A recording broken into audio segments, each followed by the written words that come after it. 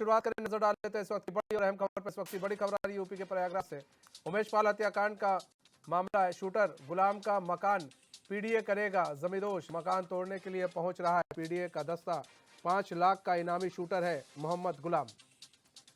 तो बड़ी खबर आपको बता रहे हैं इस वक्त की, उमेश पाल हत्याकांड से जुड़ी हुई ये खबर है। शूटर गुलाम का मकान पीडीए जमींदोज करेगा। मकान तोड़ने के लिए पहुंच रहा है पीडीए का दस्ता। 5 लाख का इनामी शूटर है मोहम्मद गुलाम।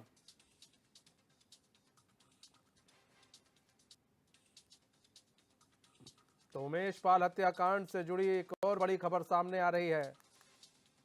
हमारे साथ हमारे संवाददाता पवन देव जुड़ चुके हैं। पवन, शूटर गुलाम का मकान अब पीडीए जमींदोज करेगा।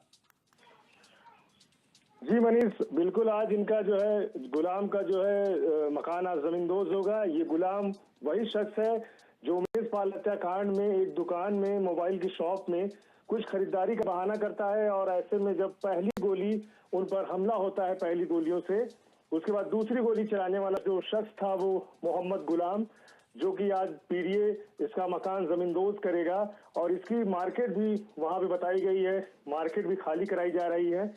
और इसके जो घर में जो सामान रखा हुआ है, सामान को भी बाहर निकालने का समय दिया गया है, जो इनके जो परिजन है, क्योंकि गुलाम तो उसी वारदात के बाद से फरार चल रहा है और काफी जो है पुलिस फोर्स भी मौजूद है, पीडीए का बुलडोजर भी पहुंचा हुआ है। लेकिन जो नियम ये रहता है कि जो घरों में सामान है, मार्केट को कल ही खाली करने को कहा गया था, तो ऐसे में कुछ दुकानों के सामान अभी भी निकाले जा रहे हैं।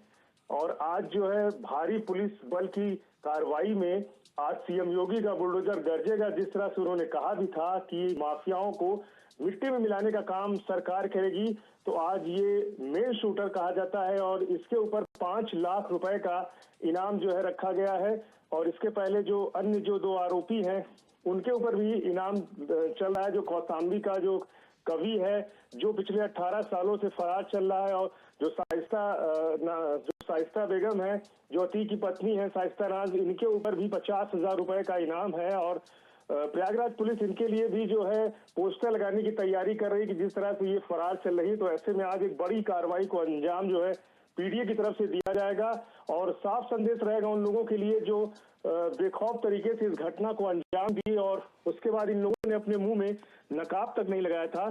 तो ऐसे में इनके ऊपर भी जो डर का एक साया है, उनको भी समझ में आए कि खौफ क्या होता है।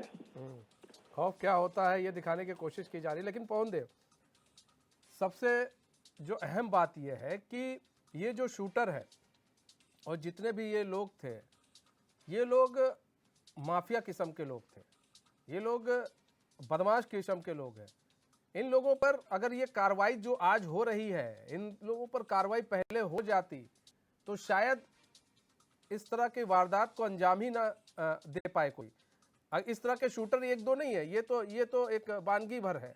इस तरह के कई ना जाने कितने बदमाश घूम फिर रहे हैं आराम से।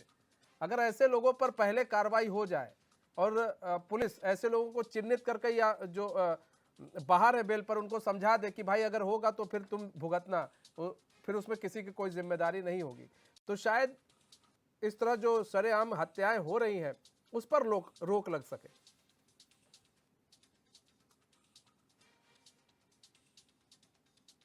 पवन देव, आपको हमारी आवाज आ रही है? जी बिल्कुल आवाज आ रही है। पवन, सवाल ये है कि ये जो शूटर्स थे, ये ऐसा नहीं है कि ये नए शूटर्स थे, ये बदमाश और पहले के हैं, इन लोग पर पहले से आपराधिक मुकदमे दर्ज है। अगर इन पर पहले भी कार्रवाई हो जाती है, चाहे किसी भी राज्य में क्यों रहते हो, तो इस तरह के हत्याकांड ना देखने को मिले। और भी सवाल ये भी है कि इस तरह के शूटर ना जाने कितने घूम रहे हैं, इस तरह के बदमाश ना जाने कितने घूम रहे हैं। कुछ लोग तो बेल पर बाहर हैं। अगर इन लोगों के ऊपर कार्रवाई अच्छी हो जाए और इनको समझाया जाए कि भाई देखो, अगर तुमने कुछ किया तो फिर उसका अंजाम भुगतने के लिए तैयार रहना, तो शायद चीज़ें सुधर सकती हैं और इस तरह के जो हत्याकांड सामने आते हैं वो ना हो। बिल्कुल मैंने सही कह रहे हैं आप। अगर इस तरह से जो हिस्ट्री सीटर होते हैं, जिनका आपराधिक बैकग्राउंड होता है, तो ऐसे में पुलिस को पहले ही ऐसे लोगों को चेतावनी देनी चाहिए। और खासतौर से जो हिस्ट्री सीटर है, उत्तर प्रदेश सरकार ने खासतौर से सीएम योगी ने भी कहा था जो हिस्ट्री सीटर हैं उनकी हिस्ट्री सीट निकाली जाए, और वो किस तरह से बड़े ही आराम तरीके से सब घूमते हैं, बाजारों में, मार्केट में लोगों से मिलते हैं। इनके पास जो असलहे हैं, उन असलहे जो लाइसेंसी असलहे ऐसे लोगों को प्रोवाइड हुआ है, उनके जो लाइसेंसी असलहे हैं उनको जब्त करने की कार्रवाई करनी चाहिए। और ये लोग बेरोक टोक तरीके से बाजारों में लोगों के बीच में मौजूद रहते हैं और बाद में आपराधिक घटनाओं को अंजाम देते हैं। तो कहीं ना कहीं पहले से अगर प्रयागराज पुलिस या पूरे उत्तर प्रदेश में इस तरह के जो माफिया हैं, शूटर हैं, अगर पुलिस एक्टिव होकर कि इनकी गिरफ्तारियां अगर की होती और इनको सलाखों के पीछे इस तरह के जो अपराधी हैं उनको अगर अंदर किया गया होता, खास तौर से जो शूटर की जिनकी संज्ञा दी गई है, तो इस तरह की जो उमेश पाल जो हत्याकांड हुआ था उसमें इस तरह की गतिविधि न देखने को मिलती, जिस तरह से उन लोगों ने बेखौफ तरीके से घटना को अंजाम दिया था। यहाँ तक कि जो उमेश पाल हत्याकांड में उमेश जब अपने घर की ओर भागे, कभी लास्ट में एक सीसीटीवी फुटेज आया है जिसमें साफ दिखा है कि वो टकराता है जो अतीक का लड़का असद है, जिसकी तलाश प्रयागराज पुलिस कर रही है, एसटीएफ कर रही है। 5 लाख का उसके ऊपर इनाम भी रखा गया है। तो वो जो है उमेश पाल के माथे पर सटा करके गोली मारना चाह रहा था, लेकिन वो गिरा, उसमें आपस में मारपीट भी हुई। उसके बाद फिर उमेश पाल भागे और उनको 5-6 गोलियां लग गई थी, क्योंकि इसके पहले अन्य शूटरों ने भी फायरिंग की थी।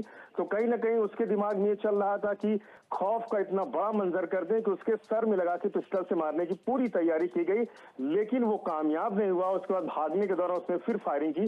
तो इस तरह के लोग जो शूटर होते हैं, इनका मनोबल बढ़ता है। अगर पुलिस पहले से एक्टिव रहे तो इस तरह के जो बदमाश हैं, इस तरह के जो शूटर हैं, वो इतनी बड़ी वारदात करने से पहले 100 बार कांपेंगे और खासतौर से वो सलाखों के पीछे होंगे।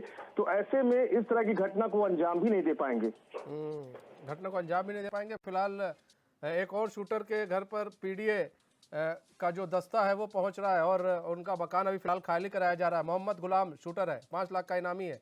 अब उसके घर भी को भी जमींदोज किया जाएगा। बहुत बहुत धन्यवाद पवन देव हमारे साथ जुड़ने के लिए।